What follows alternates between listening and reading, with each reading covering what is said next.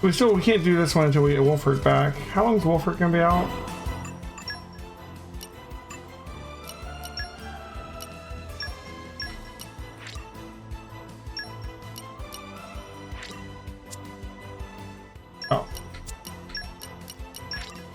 Oh, like an hour and a half. We're not breaking that anytime soon. Alright, well, that's just gonna have to wait.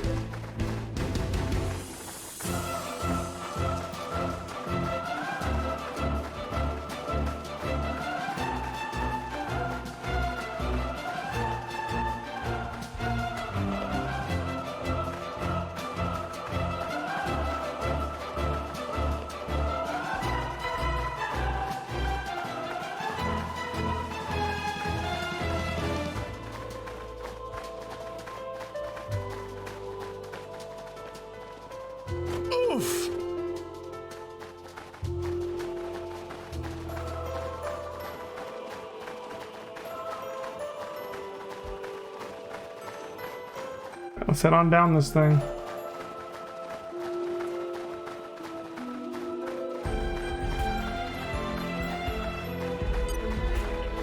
I mean, look out for the idle version of those guys. This is gonna be in the Argon Ice Plumes, which I'm guessing is once we get all the way to the bottom.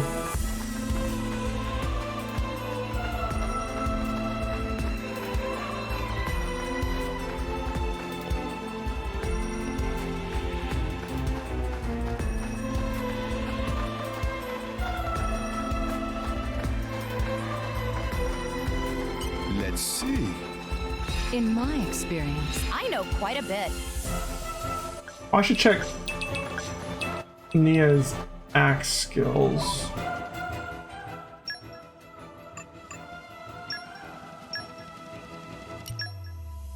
Okay, we get this. She got a topple and increased damage to topple enemies. 50% recharging land a crit. Got a fast recharge too, 6.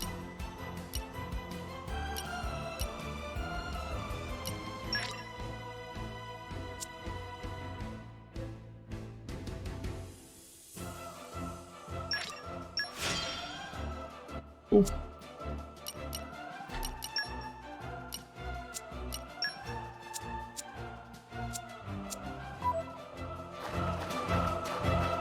And if you wanted to actually max out all your affinity charts and get all your skills leveled up and everything, it would take forever, wouldn't it? Please consider taking a rest. Ooh, we got a unique monster. Spring Shower Elliot. Hogging the glory, eh? Stay true to your discipline. Alright, we have 2 topple people now. Let's do it. Hopefully it'll help. Just for it now. Come on, guys. Get with the top one.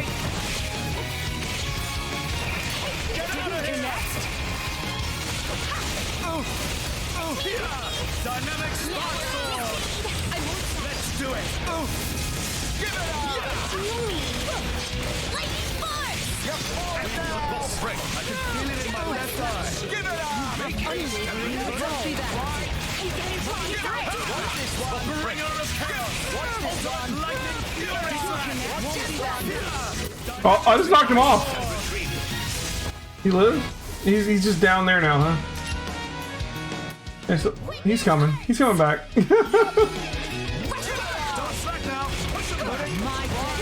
Oh no, I gotta get the second level one out. Here, just do the flame one.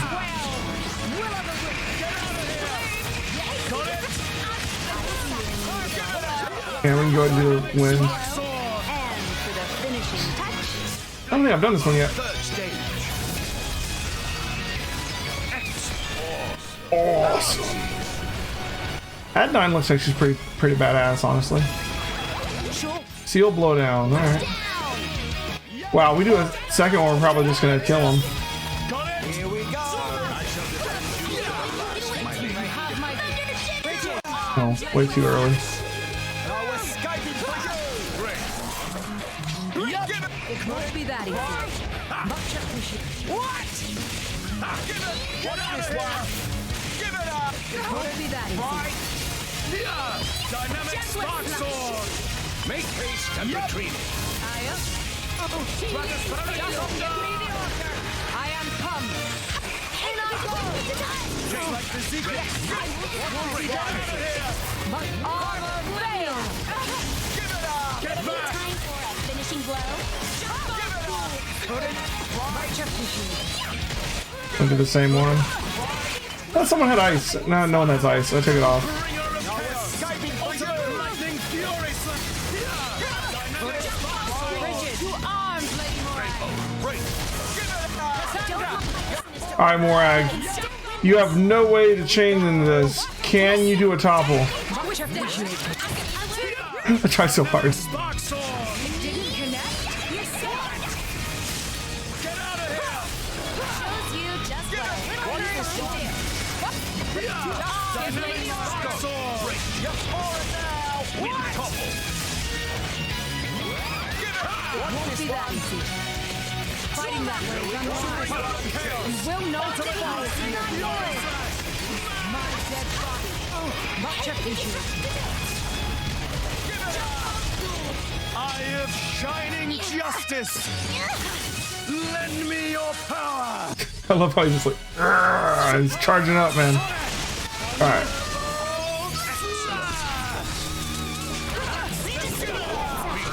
Got it. Just give me the order and I'm there. Here comes Thunderbolt Zeke. Here comes the clincher. Excellent. Get him, Morag. Very well. Finish them! And now! Nia, take them down! Here I can! Let Well, go naughty! Elemental burst. Not enough for ya. Excellent. Cosmos. Excellent. Get him, Morag. As planned. They're toast. Now. Nia, take them down! You made an enemy. Here I can! Ready or go naughty. Superb. Give me enemy die. Remind me to hold back next time. Great work, everyone. Alright. An arresting display of strategy. Beautiful. Bunch of stuff there. Let's see.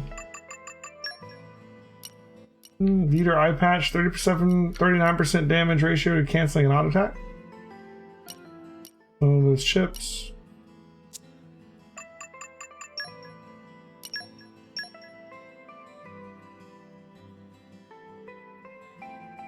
Increases strength by 52. Black Chronos.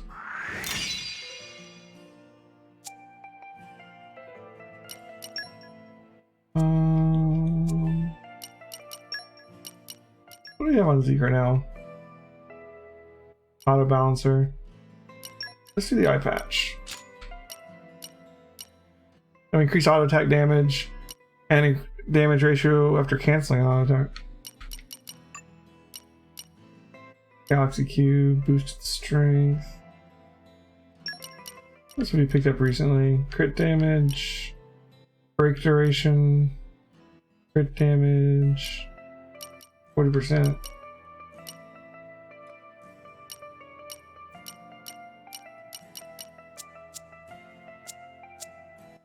Comment during the fight. Try to break him first.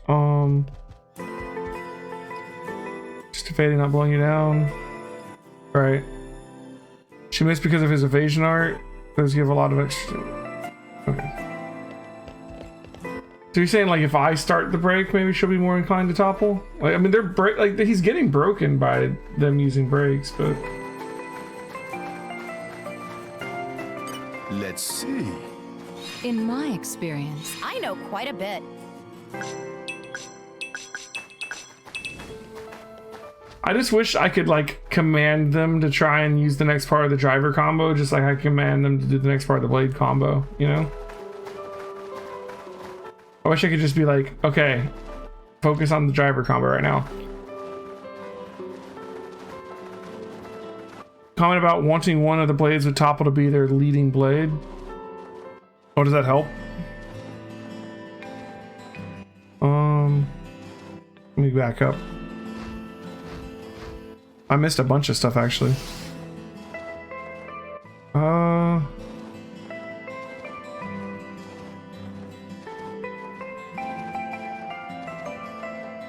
need at least one of them to start with the topple blade out. It takes 20-30 seconds for the topple blade to become available to switch up. That's fair. Alright, well, Morag. Your topple blade is... Hurt? He's a smash, right? So it must be, it's gotta be Cassandra. I will do my best to prove my worth. Right? Yeah. Alright, so we'll put Cassandra out first.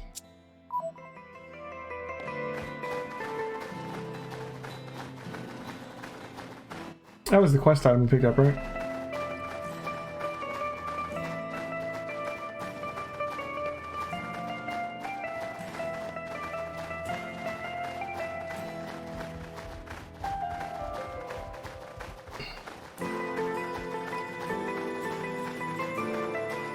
What have we here? Nice! Very nice! They're just sliding off. That's funny.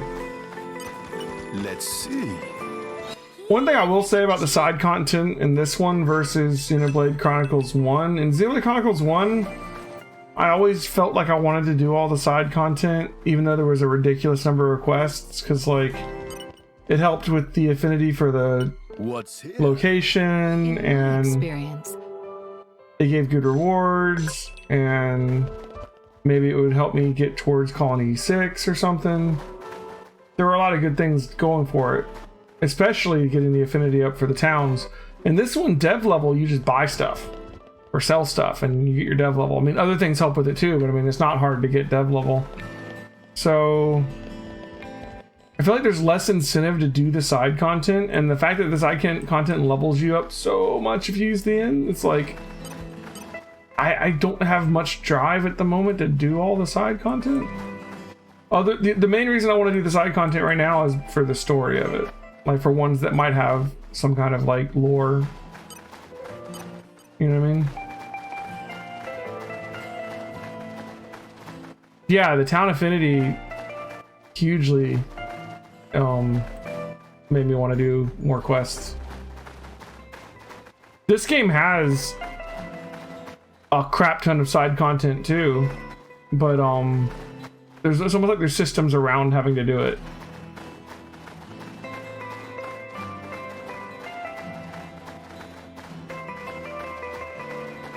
Let's see. Maybe agriculture is Poppy's specialist field. Well, no, most games don't have as many side quests as Xenoblade Chronicles 1. It had like, what, 400 or so? It was a very large number. What's here? Gotta be kind to the environment. Yeah, like sort of like the side quests in this one. If you consider all the things you have to do for the Blade Affinity chart, which a lot of the quests in part 1 were similar, like, you know, go kill this many of this creature or whatever. That was a lot of the quests in part 1. That's been moved to the affinity charts. So I don't know even necessarily that I would say that this one has less side quests. They're just not all presented to you as quests, you know? And the ones that are in the affinity chart, I still have a lot of incentive to do, because they directly affect the power level of my blades. I love this. But the ones that are actually still just quests, What's here? they mostly just give Flora heals an aching like soul. trust, which is good, and some items that I may or may not want, a bunch of XP that I probably don't need, at least not until I'm trying to get max level and doing In my experience, ultra bosses or something. So I don't know. Some of them have had a good story that I'm glad I did them because of the story. There's still that, and you won't know whether it's going to really have a good story until you do it. I like the expert mode system. Let's see. I did actually. I know quite a bit. I wish I had known more about it when I started. I'm a little hesitant to use a system like that my first time through a game, you know, it's like, but it was really well done in Definitive Edition. It really was. So you could kind of experiment with it and not have to worry about like committing to anything. What's here? I mean, it's not a better way to balance the game. I don't think that's true. I think it's a way of saying we don't know how to balance the game, but at least there's a way you can do it for us. Like, the thing is, most RPGs don't have systems like that, and they do just fine for the most part with their game balance. I feel like because Xenoblade 2 has the end system and Xenoblade Definitive Edition had the expert system, that they felt like they just didn't need to balance at all. It's like they abdicated their role in that. They're like, we gave you a way to get rid of your XP. We don't need to bother worrying about how much we're giving you. What's here? Which is good and bad. The good part of it is it made it very, very easy to hit max level. Because there's plenty of available XP that they could give out without worrying about the fact that they were giving it out. Whereas a lot of RPGs, you get to like level 70 or so, and you run out of high level monsters, and you just kind of like, I mean, you end up beating the game around level 70, you know? And if you want to get to level 99 to fight some kind of ultra boss or something, well, you're gonna have to grind. I didn't have to do that in Xenoblade Chronicles 1. Just doing the side content got me to max level. And I feel like this one might be that way too, because I mean, look how high a level I am already. Yeah, and some games do that other option where like the side quests don't give that much XP, or they don't give XP at all. Like some games, side content just rewards you with like items and stuff. You know?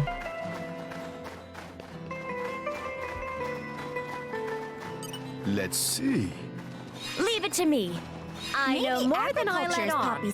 I've definitely never felt like I have to grind whatsoever in a Xenoblade game. I've always felt like I've got more than enough when it comes to that kind of stuff.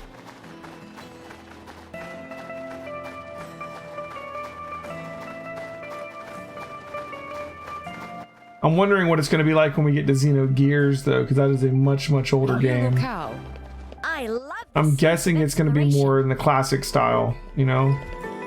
Fighting gives you XP, and that's how you level up, and it's probably got random battles, I'm assuming. I mean, you can't just say that necessarily, because, I mean, hell, like, even freaking Chrono Trigger on the Super Nintendo didn't have random battles. So it's not like there aren't RPGs back then that didn't have random battles, but, you know, most of them do. I'm back now. This is the place, I I think. hope you will be the bearer of good news.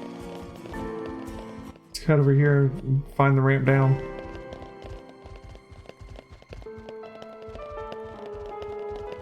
It's the dawn of a new day. May the day bring fortune to us all. Yeah, some games make the side quests almost necessary unless you want to do some kind of hard mode run, because without this, like they balance the game around you doing side quests.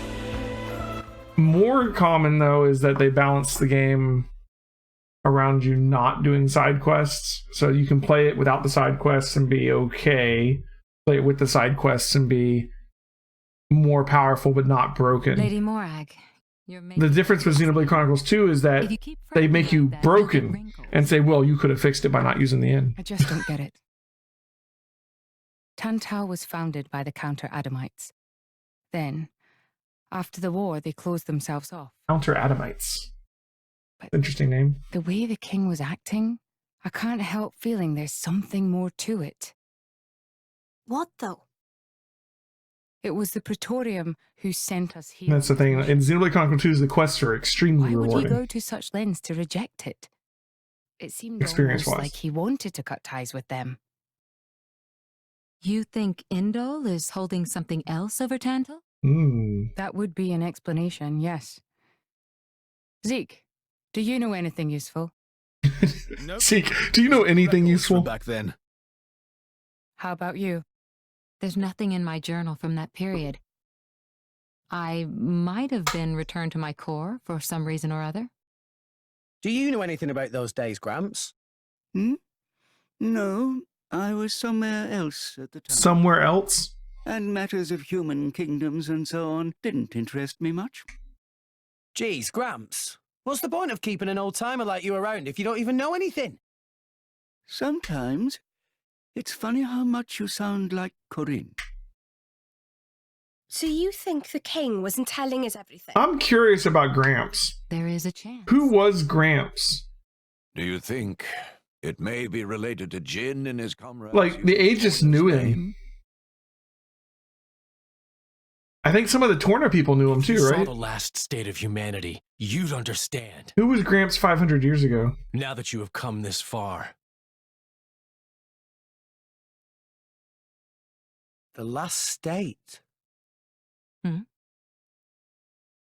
Jin said something about the last state of humanity. I thought you meant like an evolution. You know, in the future.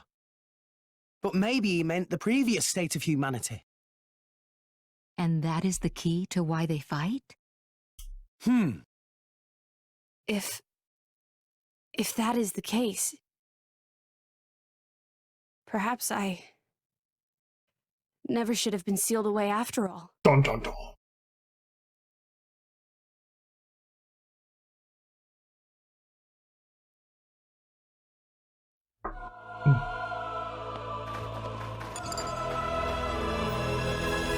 All right.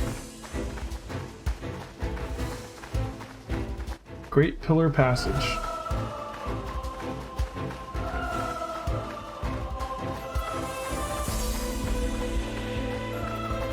The real power's in the XP anyways. That's actually fairly I mean, that's somewhat true. I mean, the fact that I'm like 20 levels over these monsters and the fights are stupidly easy would indicate that the real power, that the XP is giving me a lot of power. You know? The real power is topple. You mean that thing that Morag never wants to do? A battleground from the Aegis War. Yeah, the chips. There are many things here, I remember. I'm not using any DLC chips right now, though. They're just chips from Indol and chips that I found here in this zone while fighting. Ophion isn't the only artifice. You've already seen one other, Siren, the one Mithra commands. But during the war, there were countless artifices, wielded by Malos. You said there are no DLC chips. There are DLC quests that give chips higher than the area when you get the quest. Like, because of a DLC quest, I got magnet chips a Titan early. So it's a site of a fight, for example. Say, what are these? That's what I consider DLC chips. We've only actually met Ophion. We've never even seen Siren, just that light thing it shoots down. They're a power granted to the Aegises. Divine swords sleeping in Elysium, far above us all. Hold on. Interesting. I thought Elysium was a paradise, not a scary weapon stash. I don't know. What do you mean you don't know? All that I can find in the corners of my memory is that townscape. How does she remember that townscape? I don't know why Father created me, or created the artifices. Like, that's what I want to find out. he went up there and got the core crystals and came down before he attuned to them or whatever. Okay. So she must have some shreds of memory from before. I don't think... Open a chest, it might turn out great. But until then, it's just a crate. That's rule 4 of the Salvager's Code. The Salvager's Code comes up again. Comparing Elysium to dirty old sea junk. Yep. Elysium, dirty old sea junk, same thing. Very clear. Everything is dirty old sea junk if you're Rex. It's just a fact of life. But we found fresh ones. They're still not idle ones. Oh well. More collection points. Salvage, like the rules of acquisition. What's here? There's a couple different RPGs where the people just throw out rules every now and then, like even like Tales of Symphonia. Lloyd always had the rules that he learned from his dwarven father, not stepfather, adopted father.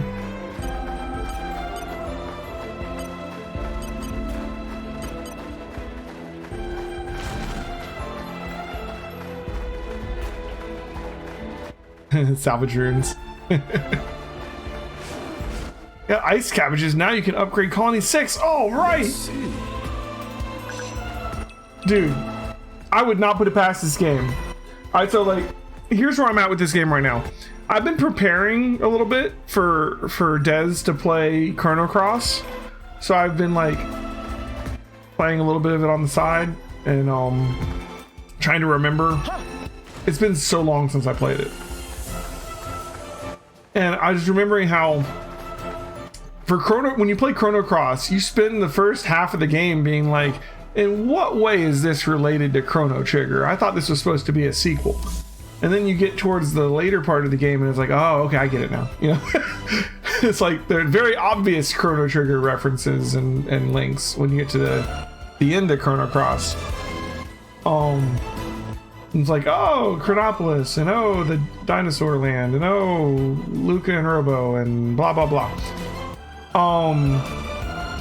But like, in this game, I could totally see it being like, you get to Elysium and you find Colony 6, and it's like, I should have finished upgrading it. No, but who knows? Elysium is actually Xenoblade Chronicles 1. Look over there. Like, Mechonis and Bionis are just up there. I guess we've arrived.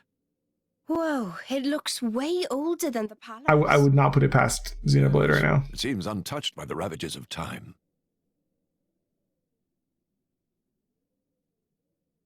This reminds me of some of the places we went to in Xenoblade 1. Like where the Monado was stored and stuff.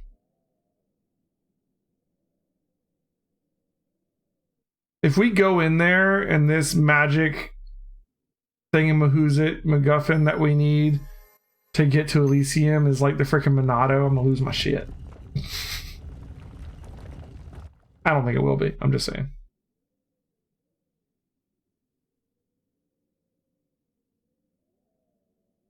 Ooh. That's it. Interesting.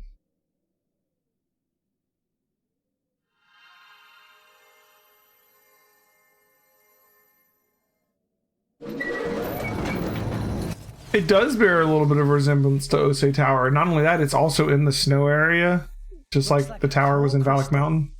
Is that the Omega Fetter is like a pulsing core crystal. That's Ophian's control core. Ophian's heart. It was originally a conduit that I used to communicate with Ophion.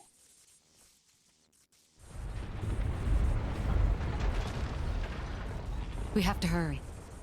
Yes, you're right. Alright, so if we're trying to translate this into Xenoblade Chronicles 1 terms, right? Then Alvis would be the blade,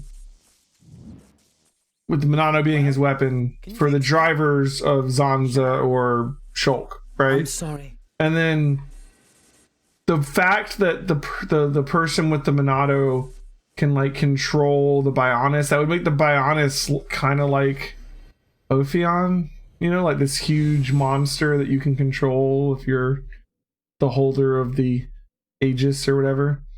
And Alvis had the Zohar symbol necklace thing, which is kind of like the Aegis's core crystals. Whoa. In that case...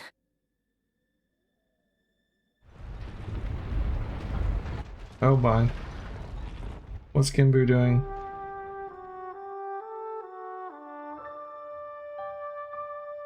I forgot about the whole he's diving to kill everybody within 3 hours thing when I was just effing around in the ice floe. All right, Prince, I've told Genbu to resume circling the Cloud Sea once he's done rising. Nice. Nice. Looks like we made it. Me and Zeke are on the same plane here. Oh, great news! Oh, Tora was not look forward to becoming flat as Argenta monkfish. A job well done, eh? Hey, Rex, you can remove that thing now.